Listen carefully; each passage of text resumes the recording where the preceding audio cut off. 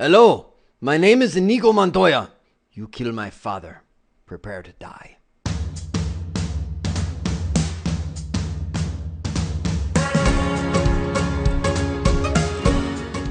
By the time we're done here, we will walk through the hostname and banner commands to properly identify Cisco devices. Likely one of the worst Princess Bride impressions that you've ever heard. Regardless, identity is important. And when you configure a base configuration for your devices, it's one of the first things to go.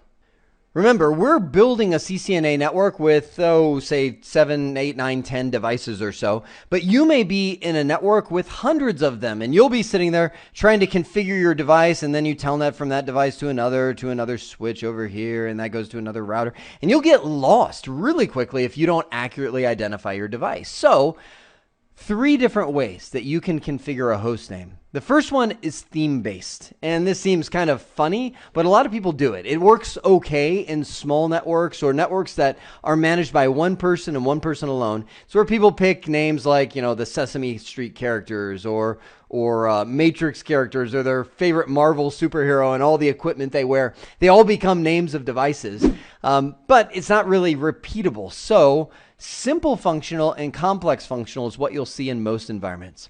Simple functional is usually 3 or 4 things. So you will have often the location as one of the first starting things, dash, and either the type or function of the device. So I'll put T/F because you might have RTR for routers, or you might have ER for an edge router, or CR for a core router, or maybe you'll have SW for a switch, or maybe you would put AS for an access switch, or CS for a core switch as that second identifier, dash, and then the number of the device, meaning you usually have more than one switch and oftentimes more than one router. So you might be, this is the first one, or 001, or however big your network is, depends on what you put there. Now you could put some other things, as in what room it's in and what it's connected to, but that bridges you into the complex functional.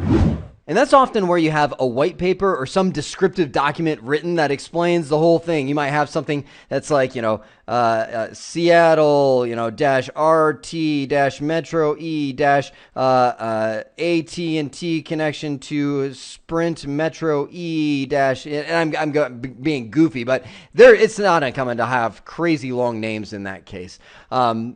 Useful, but sometimes over the top. I usually prefer simple functional, even in the larger network environments, just because it's simple. The Logon Banner, on the other hand, gets a little bit deeper, and that's because it deals with legal requirements.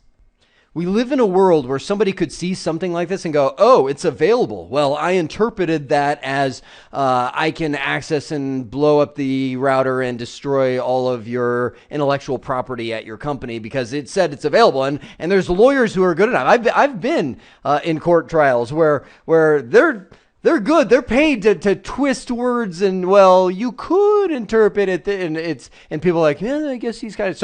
So it pays to put a banner on there that is crisp and clear on exactly what and or who is able to log on and manage that device. If you go to Google and just type in Logon Banner, this is just one I found from the University of Tennessee, and they're just saying, hey, a requirement for successfully prosecuting unauthorized users is that the Logon Banner dictates what is considered proper use, how it's being monitored to detect illicit activity, and that there's no expectation of privacy when using the system. So they have an example right here of a long-form Logon Banner and a short-form Logon Banner. Now, again, this is one example from the University of Tennessee. There are many other ones like SANS.org. That they're a great open source nonprofit where they have all kinds of examples that you can use. Regardless, find something that will be legally covering if you need to prosecute somebody that's using your device without authorization. All right, so I'm back at the Cisco pod of equipment, and for this exercise, I'm just going to configure one router, one switch. We'll get it all set up at the very end. You can see I'm plugged into the console port of the router, so I'll press enter a couple times, and I'm sitting at the prompt with the name of router. That's, again, Cisco's original host name right there for every router that they have. I'll move into global configuration mode. You remember, go from user mode to privilege to global. I then type in host name followed by whatever I want it to be. And looking at this, that seems like a pretty good idea right there. How about AZ -RTO1, enter, good. Hostname is set. And that was something that we did earlier in the series, just kind of ad hoc on the fly when we were originally labeling all these and setting up our console port connections. So now let's talk about the Logon banner. It is set using the command banner MOTD. That stands for message of the day. It's an old Linux command. So when I hit the question mark here, this is where it gets a little cryptic. First off, it has line in all capital letters. Anytime you see something in all capital letters when you're hitting the question mark, that means it's variable. It's not exactly, you don't type in line like the command line. It's a variable. You type in your line of commands, or in this case, the line of the Logon banner, right? So it could be whatever you want it to be, but it's saying specifically it's C banner text C, where C is a delimiting character. That's kind of confusing until you get what it means. C is not what you actually type, although you could. It's just the character that tells the iOS you are starting and ending your Logon banner. So for example, I could use $sign as my delimiting characters, and I could put please do not log on, $sign, which ends the Logon banner, and hit enter. The Logon banner is now set. Now, when I exit out of the privilege mode and get back to the console is now available and hit the enter key, it says, please do not log on. We've now got a Logon banner, as simple as it may be. I want to show you one other method of setting the Logon banner. So let me move the console cable from the router over to the switch. Click. Back over to... my microphone got caught under the keyboard. Okay. Back over to the prompt. I'm switch with a right angle bracket. Privilege mode, global configuration mode. I'm going to type in host name, and looks as though AZSW01 would be a great idea. Kind of hard to see behind those cables. SW01, enter. Now set. Watch this.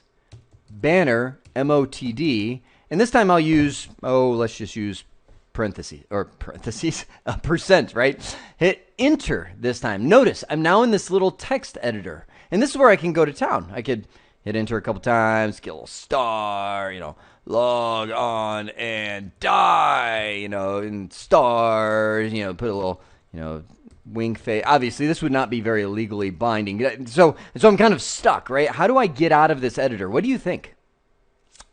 If you're looking above, that would be our delimiting character. Percent, enter, done. Now, when I come back to privilege mode, exit out, hit enter, I've got a little fancier looking Logon banner. That text editor gives you the flexibility to do other things, like putting lines in there, delimiting lines, that actually look good, pasting a good paragraph of text. It gives you a little more flexibility. I'd recommend doing that every time. We've now seen the hostname and banner commands to properly identify Cisco devices. I hope this has been informative for you, and I'd like to thank you for viewing.